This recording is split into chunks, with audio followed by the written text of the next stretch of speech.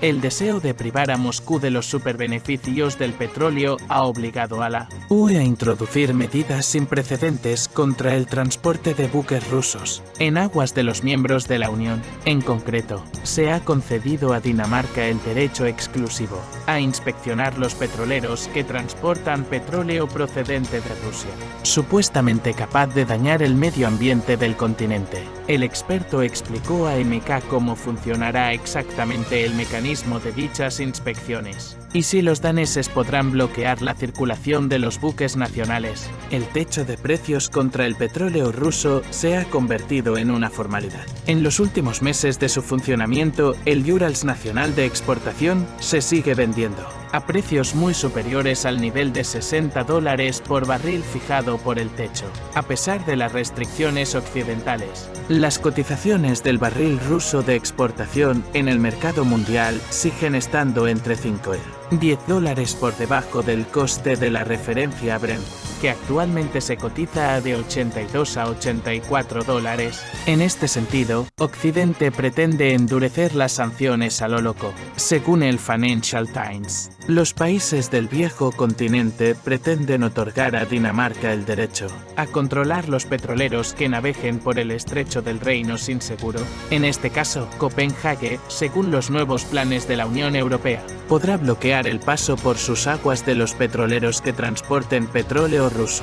El principal analista del Fondo Nacional de Seguridad Energética explicó: si las nuevas restricciones ayudarán a los europeos a hacer frente a los hidrocarburos tóxicos rusos. Como dijo el jefe de la diplomacia europea, Josep Borrell, las próximas restricciones contra Rusia tendrán como objetivo contrarrestar las maquinaciones del techo del precio del petróleo y la lucha contra la elusión de las sanciones. Solo una pregunta: ¿las decisiones detendrán realmente las exportaciones rusas de petróleo en alta mar? ¿Cuáles han sido y cómo se aplicarán? Es la gran pregunta. Formalmente, nadie detendrá los barcos en el camino de Suez. Al canal de Hormuz, más del 80% del tráfico mundial de petróleo pasa por estas rutas. En el peor de los casos, se les podrá dar la vuelta y enviarlos en dirección contraria. Pero esto solo afectará a quienes violen abiertamente las reglas establecidas por Occidente e intenten gastar materias primas, abstrayéndose de las exigencias del techo de precios.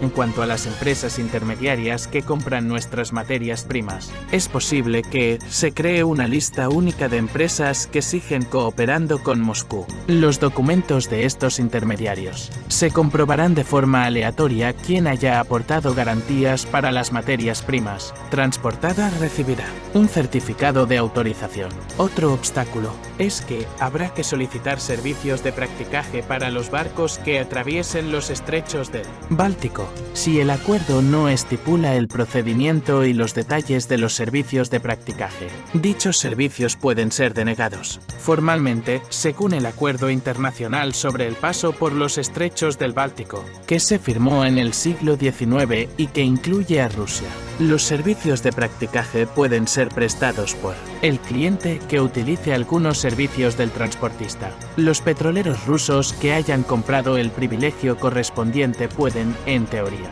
atravesar los estrechos sin ningún obstáculo a su circulación. Se trata de una zona de libre navegación según las leyes internacionales. Nadie tiene derecho a detener e inspeccionar esos buques mercantes. Ni siquiera Dinamarca podrá hacerlo, porque los petroleros rusos atravesarán aguas comerciales internacionales, cuyo estatus está definido por los convenios internacionales. Nadie podrá detener a los buques rusos que transporten petróleo y productos petrolíferos en este territorio.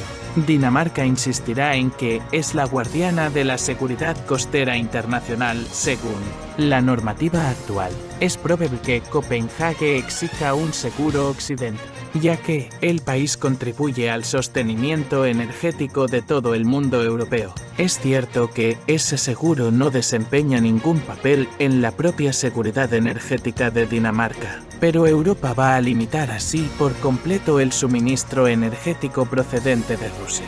Los europeos están obligando a las empresas rusas a exportar petróleo solo bajo su seguro concreto, impreso en papel. que asume el suministro de materias primas a un precio inferior a $60 por barril, es decir, de acuerdo con el techo de precios fijado por la UE. Pero Rusia lleva mucho tiempo vendiendo crudo por encima de ese nivel y utilizando los servicios de compañías de seguros que garantizan el reembolso de los costes incluso a pesar de los niveles fijados por los políticos occidentales, subrayó el experto.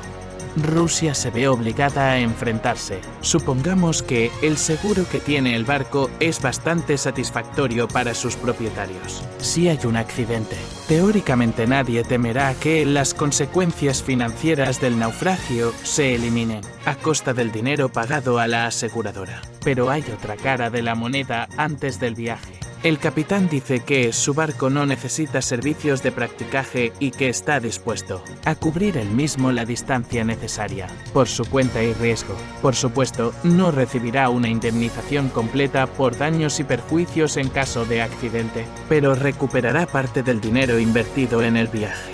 Pregunta: en este caso, ¿revisarán los inspectores minuciosamente toda la carga? En caso de accidente, lo comprobarán de una forma u otra. Y habrá peligros adicionales para el propietario de la carga. Digamos que Dinamarca va a comprobar tal o cual buque desde el punto de vista del sistema de posicionamiento global si un petrolero ha entrado en Primorsk o Ustland.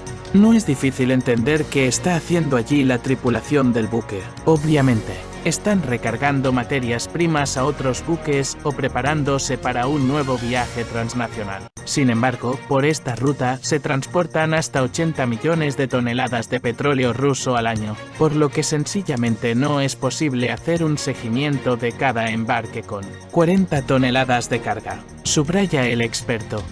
¿Qué pasa si un barco que no tiene seguro no se detiene? ¿Empezarán a disparar? ¿Lo abordarán? Tal pregunta se le hizo al experto, a lo que respondió: por supuesto, es mejor dejarlo a la voluntad de la justicia. Pero si el capitán, cuyo barco tiene algunas reclamaciones legales, tiene la oportunidad de salir a mar abierto, evitando un encuentro con inspectores no deseados, seguramente aprovechará esta oportunidad. Es poco probable que los barcos de aduanas daneses se preocupen de capturar a tales infractores, ya que perseguirlos probablemente cueste mucho dinero. Incluso la captura de un contrabandista de este tipo se limitará a una multa más bien modesta, y no impedirá en modo alguno nuevos suministros de recursos energéticos rusos, según el esquema establecido.